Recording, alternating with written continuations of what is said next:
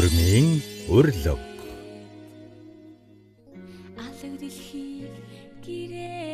Алтан хөглгөр уулсаас сүл тиймэр буулгаж, аавын алтан өргөөнөөс галголон тон ихрлүүлж, танхил залуу насны тавилан заяа гэрэлтүүлж, Тэнгэр бурхны таалалдор наран тоноон өргөж, баранзад хөх өгтөргүйд аранзад галаад үрэлзүүлэн, туураг тусгаар Монголдоо нэгэн өрх нэмлээ.